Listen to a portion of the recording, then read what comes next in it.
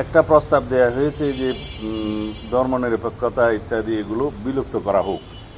এখন বিভ্রান্তিতে ওই জায়গায় আমরা সেখানে বলেছি একমত নই, কিন্তু আমরা এই চাই। হ্যাঁ, আমরা চেয়েছি পঞ্চম সংশোধনীতে যেটা গৃহীত হয়েছে, যেটা পঞ্চদশ সংশোধনীর পূর্বাবস্থা, সেইটা আমরা বহাল করা হোক, সেটা চেয়েছি। কিন্তু সবাই মনে করছে যে ধর্মনিরপেক্ষতা বাতিলের কথা বলছে, আপনারা সেটা একমত নন কেন? বিষয়টা তা নয়। আমরা পরিষ্কার করার জন্য বলছি যে আপনাদের যে প্রতিস্থাপন, বহুত্ববাদ সহ অন্যান্য বিষয়, এই বিষয়গুলো একসাথে আসতে হবে।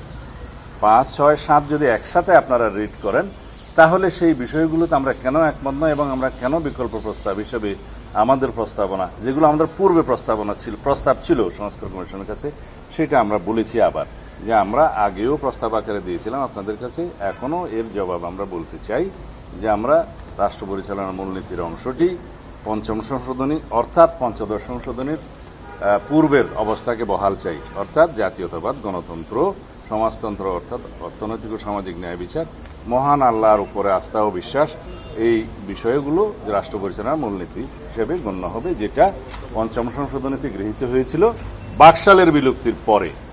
তো এটা আমরা আজকে পরিষ্কার করে আপনাদের কাছে বললাম। আশা করি এই বিষয়ে আর কোনো বিভ্রান্তি থাকবে না।